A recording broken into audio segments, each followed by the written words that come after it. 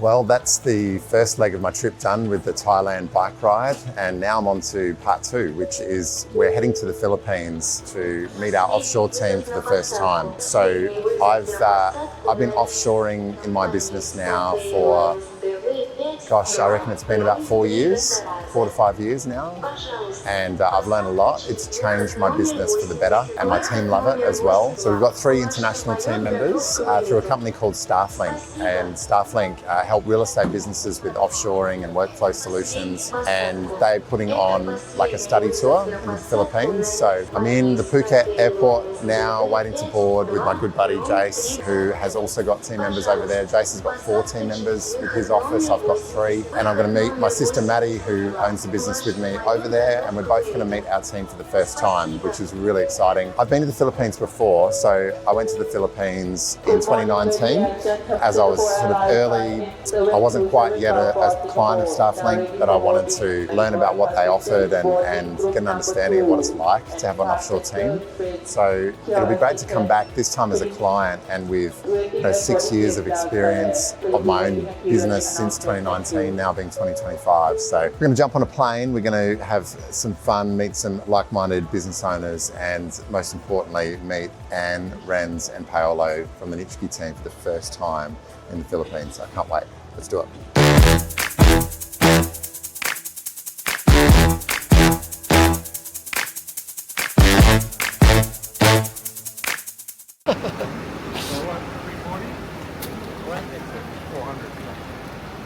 I don't know. Yeah, that's right.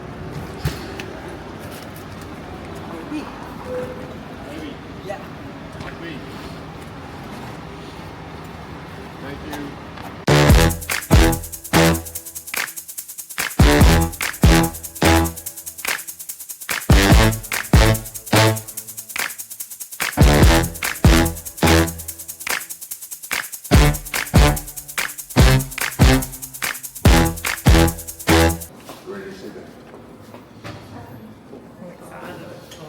Willy Wonka's factory. Sticking out the camera. The serial number at the back. From where, sorry? Hello.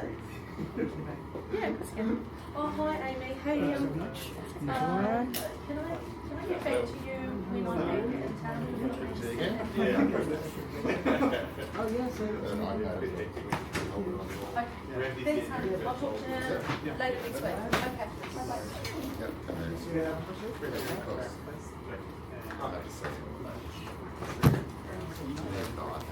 Which one?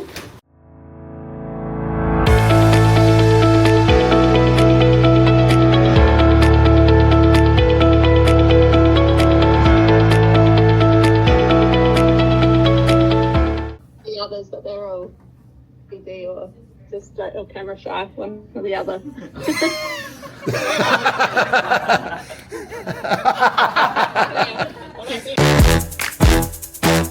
Okay, we got day 2 today. Yesterday was awesome. It was great to head back into the Cloud Staff building.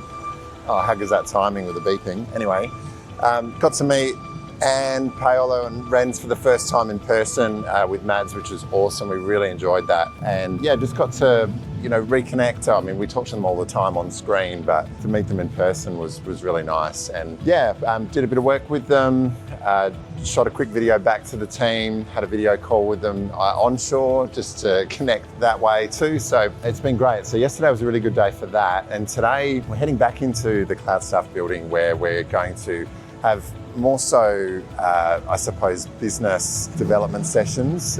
So Joel Davis, who's a great mate of mine and the CEO of Stafflink, huge mentor for me, and has helped me to really shape my understanding of how to run a great real estate business, and particularly from a property management perspective. Joel's going to run a few workshops today, which will be really good. And then we're also going to hear from Lloyd, the owner of Cloud Staff, I believe he is, which will be really fascinating. And then we're going to like a dinner at the Cloud Staff house tonight. So it's going to be a big day. I'll take you along for the journey, and I'm really looking forward to it. Let's do it. I had to pull myself away. I was walking out, she came with, what was it, 2,000 something, so I'm making 6,000. Oh, yeah. Nice. away or else we'll keep going.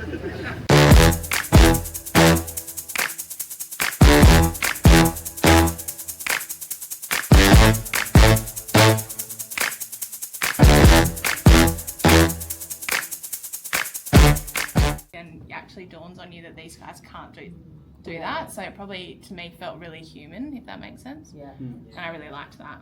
I also liked seeing them all working together, like their little mates, which was really cool. Yeah. Yeah. Ramsey, you managed to sneak up and surprise your team? Yeah. You don't need it until you do. You know, you don't need someone that has disaster recovery systems in place until you do. Yes. You know, and that's what we're seeing. People just take a lot of risk with, in our opinion. I think that's why we thought it was great.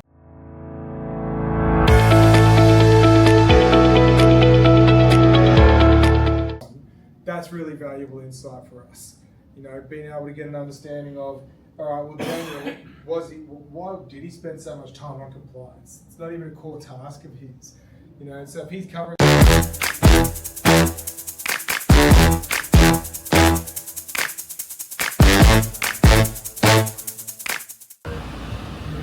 Hey, Ed!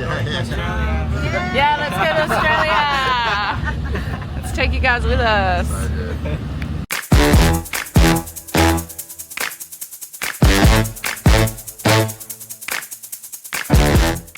One of the trainers, Kurt, who's the owner, she'll get him to do cartwheels with her. When she comes in, she like revs him up and he'll do cartwheels in front of the whole class. It's very funny. It's really cool.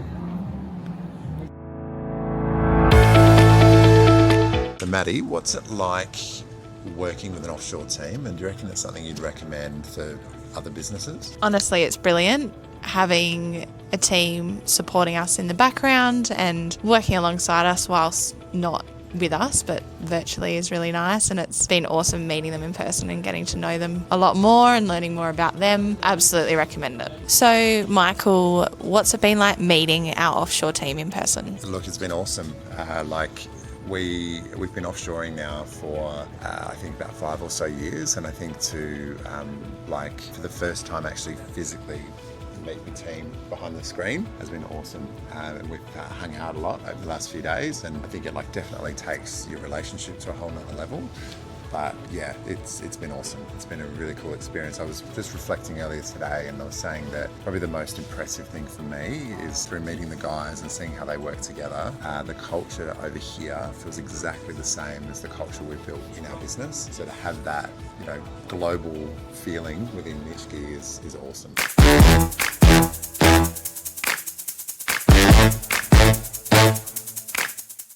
Pal. Yeah. How you going? Hey, mate. Mate, what's it like working offshore for an Australian real estate company? So at first, since it's just my first month, at first I thought I will have a lot of adjustment, but I was surprised I'm not. The people there are very great, they're very kind, and they've been really helpful to me, helping me on my process and making my life easier. There's a lot of things that I pick up from them, and I know that there's a lot of things that they can pick up from me. And I enjoy the diverse culture. Like here in the Philippines, of course, there's a different culture from Australia, so I enjoy that. And the fact that I have some colleagues there in Australia is really, really great. So it's been great opportunity for me to work with people around there, and I hope that it's a great opportunity for them as well to work with me here in the Philippines. So yeah, and also you guys have been very kind to me as well and very helpful. So overall, it is a very great experience. And the first thing that I thought, which I will have a lot of adjustment, I'm very surprised. The only adjustment that I need to have is like the other task, but getting along with people is not a challenge. It's very easy. Yeah. That's cool, mate. Well said. Thank you. Thank you. Been amazing. It'd be really cool to just talk a little bit about what that journey's been like, and obviously it's changed a lot over the last 4 years, hasn't it? Yeah.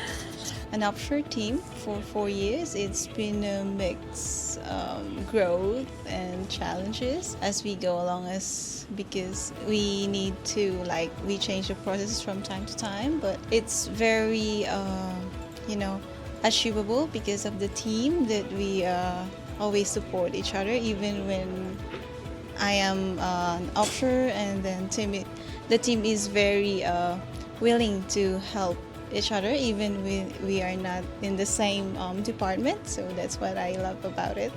And yeah, so what I really love about is we have our own processes, we have to build it from the beginning to start. So yeah, it's really been great working with you guys. We feel the same. It's been Yeah. awesome. Thanks, Anne. Thank Thanks for you. your lunch recommendation today. Yeah. Very good, thank you. I'll whiz around. Renz, hey buddy. How are you, Renz? I'm good, thank you. How are you? I'm good. So Renz, what do you love about what you do? So I have a lot of tasks, you know that. A lot of tasks. Yeah. So my favorite task out of like 100 tasks. My most favorite is planning routines and mapping out, because although it is very hard and it is very time consuming, I enjoy it a lot, and I'm a kind of person who loves to solve problems. So that's the main reason why I love that task, because it helps my brain to function more, what they call this, strategic. Yes. Yeah.